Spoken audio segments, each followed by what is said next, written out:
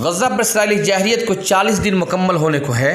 ان 40 دنوں میں اسرائیلی جارحیت نے سفاکیت اور گندگی کی تمام حدیں پار کر دی ہیں۔ اسرائیلی جارحیت سے نہ اسپتال محفوظ ہے نہ بچے۔ جنیوا کنونشن کی تمام قوانین اور پابندیاں اسرائیل کی جوتیوں کی نوک پر ہیں۔ عالمی رہنما اسرائیل کی سفاکیت کے سامنے باجیچ اطفال بن گئے ہیں۔ کل تک بائیڈن اور رشی سونک اسرائیل کی سرپرستی کا دعویٰ کر رہے تھے، مگر آج صورتحال یہ ہے کہ اسرائیل، امریکہ، برطانیہ، اقوام متحدہ اور سلامتی کونسل کسی کی بھی سننے کو تیار نہیں۔ وہ ایک ایسا شرکش بچہ بنتا جا رہا ہے جو نہ صرف اپنے والدین کے لیے باعث ندامت ہوتا ہے بلکہ اپنے لوگوں کی زندگی ہی حرام کر دیتا ہے۔ دوسری طرف برطانیہ اور امریکہ میں ان رہنماؤں کو شدید مخالفت کا سامنا ہے۔ بائیڈن ایک ناکام قائد ثابت ہو رہے ہیں۔ اگلے انتخابات میں ان کی شکست نوشتے دیوار بن گئی ہے۔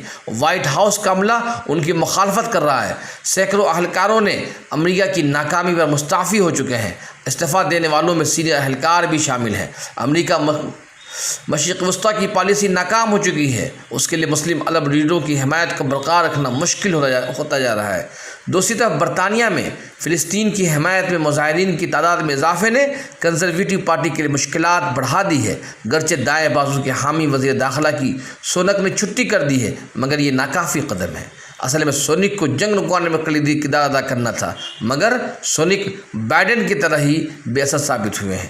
برطانوی پارلیمنٹ کے باہر ہزاروں افراد کا یہ مظاہرہ یہ ثابت کرتا ہے کہ اسرائیل اور حماس کی جنگ کی طوالت کے ساتھ ہی مغربی دنیا میں اخلاقی بحران گہرا ہوتا جا رہا ہے، اور اس مرتبہ سوال انہیں باہری سے نہیں اپنے عوام کی طرف سے سننا پڑ رہا ہے۔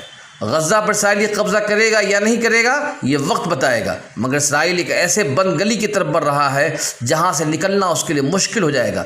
7 اکتوبر کو وہ خود مظلوم کی طرف خود کو پیش کر رہا تھا، آج وہ نہ صرف ظالم ہے بلکہ سفاکیت اور گندگی میں دنیا کے تمام تاناشاہوں کو پیچھے چھوڑ چکا ہے۔ اور تاریخ کا یہ سبق ہے، سفاکیت کی زندگی بہت طویل نہیں ہوتی۔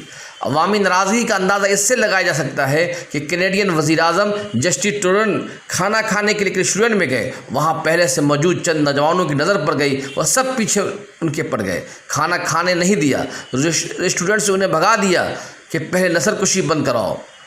تم صہیونی جرائم میں شریک ہو، بچے کے قاتل ہو، تمہیں شرم آنی چاہیے۔ مگر سوال یہ بھی ہے کہ اگر مسلم ممالک میں حکمرانوں کے خلاف اس طرح کا احتجاج ہوتا تو آج احتجاج کرنے والے کہاں ہوتے؟